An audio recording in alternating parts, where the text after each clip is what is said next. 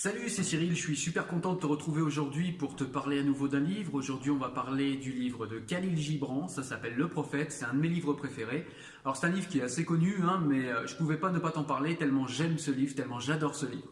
Voilà, donc un petit mot vite fait sur le décor. Là, vous voyez, on est dans un endroit abandonné.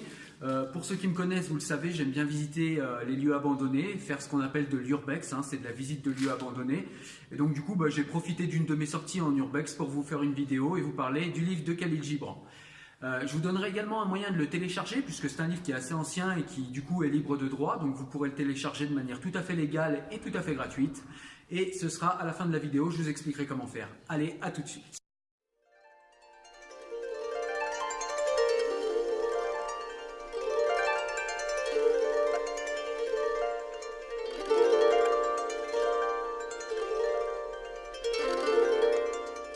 Alors ce livre de Khalil Gibran, de quoi nous parle-t-il? Eh bien tout simplement, il n'y a pas réellement d'histoire en fait dans ce livre, mais il y a un contexte. Et donc le contexte, c'est un sage qui vit parmi une communauté depuis pas mal d'années. Et donc ce sage, il vient d'un pays lointain. Et du coup, un jour, son bateau, il y a un bateau qui vient et qui est censé le ramener à son village natal. Et donc il va devoir se séparer d'une communauté avec laquelle il vit depuis très très longtemps. Et donc du coup, toute la communauté est triste, lui demande de ne pas les quitter, mais il dit qu'il est obligé de partir. Et donc tout le village se rassemble autour de lui au moment de son départ avec toutes les personnes de toute la société. Il y a également des prêtresses, des prêtres, etc. Et tout le monde va lui poser des questions sur des sujets très différents. Il lui dit, voilà, en gros, avant de partir, dis-nous ce que tu penses de tel sujet, de tel autre sujet, de tel autre sujet, etc. Et donc du coup, avant de partir, il va dire, il va répondre aux questions de tout le village, en fait, de toutes les personnes qui seront regroupées autour de lui. Et donc ils vont lui poser des questions sur tout ce qui est mariage, sur tout ce qui est amour, le temps, la vie, la mort, le destin, l'éducation, le savoir, toutes ces choses-là. Et donc il va leur répondre de manière extrêmement philosophique, spirituelle. C'est un livre qui est très très riche à ce niveau. En plus, il a une forme poétique qui est vraiment super belle et super douce à lire. Voilà, donc du coup, le meilleur moyen de te rendre compte de ce qu'il y a dans le livre et de la manière dont c'est partagé et du genre de sagesse que tu vas trouver dans ce livre, le meilleur à faire, c'est de te donner des extraits, parce que je ne vois pas comment faire autrement, enfin de te lire des extraits. Donc écoute, je vais te lire quelques extraits, là tout de suite, c'est parti. Et qu'est-ce que la peur de la misère, sinon la misère elle-même? La crainte de la soif devant votre puits qui déborde, n'est-elle pas déjà une soif inextinguible? Il y a ceux qui donnent peu de l'abondance qu'ils possèdent, et ils le donnent pour susciter la gratitude, et leur désir secret corrompt leurs dons. Il y a ceux qui possèdent peu et qui donnent en entier. Ceux-là ont foi en la vie et en la générosité de la vie. Et leur coffre ne se vide jamais. Il y a ceux qui donnent avec joie, et cette joie est leur récompense. Et il y a ceux qui donnent dans la douleur, et cette douleur est leur baptême.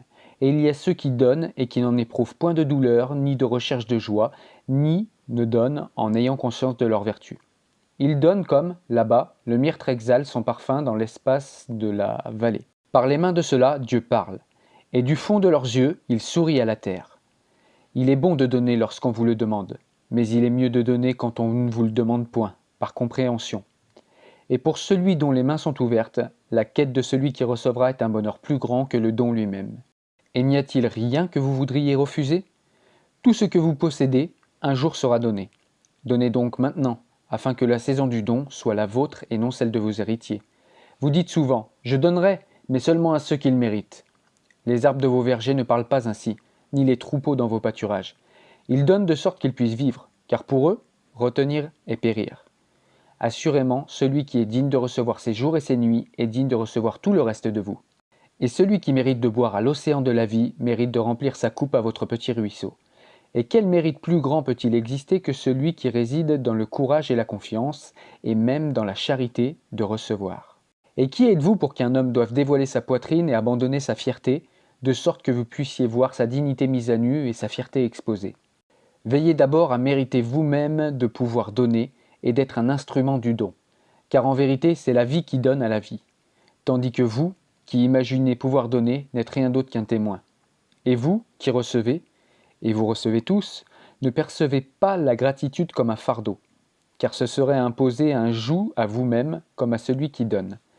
Élevez-vous plutôt avec celui qui vous a donné par ses offrandes, comme avec des ailes, car trop se soucier de votre dette est douter de sa générosité. Qui a la terre bienveillante pour mère et Dieu pour père? Vous cherchez dans les habits la liberté de votre intimité. Vous pouvez y trouver un harnais et une chaîne. Puisse votre être rencontrer le soleil et le vent avec plus de votre chair et moins de vos effets.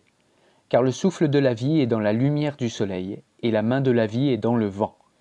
Certains d'entre vous disent, c'est le vent du nord qui a tissé les habits que nous portons. Et je dis, oui, ce fut le vent du nord, mais la honte fut son métier, et l'amollissement du corps son fil. Et quand son ouvrage fut terminé, il rit dans la forêt. N'oubliez jamais que la pudeur est un bouclier contre le regard impur, et que lorsque l'impur ne sera plus, que deviendra la pudeur, si ce n'est une entrave et une souillure de l'esprit. Et n'oubliez pas que la terre se délecte de sentir vos pieds nus, et que les vents n'attendent que de jouer avec votre chevelure. Vos cœurs connaissent en silence les secrets des jours et des nuits, mais vos oreilles se languissent d'entendre la voix de la connaissance en vos cœurs. Vous voudriez savoir avec des mots ce que vous avez toujours su en penser. Vous voudriez toucher du doigt le corps nu de vos rêves. Il est bon qu'il en soit ainsi. La source secrète de votre âme doit jaillir et couler en chuchotant vers la mer, et le trésor de vos abysses infinis se révéler à vos yeux. Mais qu'il n'y ait point de balance pour peser votre trésor inconnu, et ne sondez pas les profondeurs de votre connaissance avec tige ou jauge, car le soi est une mer sans limite ni mesure. Ne dites pas « j'ai trouvé la vérité », mais plutôt « j'ai trouvé une vérité ». Ne dites pas « j'ai trouvé le chemin de l'âme », dites plutôt « j'ai rencontré l'âme marchant sur mon chemin », car l'âme marche sur tous les chemins. L'âme ne marche pas sur une ligne de crête, pas plus qu'elle ne croît tel un roseau. L'âme se déploie comme un lotus aux pétales innombrables. Voilà, c'était Cyril pour te parler du livre Le Prophète de Khalil Gibran, je te le répète. Donc je t'avais dit que je te donnerais un moyen de le télécharger. Donc ce que je vais faire, c'est qu'en description, je vais te mettre un lien vers le site Enfants du siècle et tu pourras récupérer le livre en PDF. Tu pourras comme ça le lire sur ta liseuse, sur ta tablette. En tout cas, tu pourras lire où tu veux en numérique et comme ça, tu auras la joie de pouvoir découvrir ce livre par toi-même.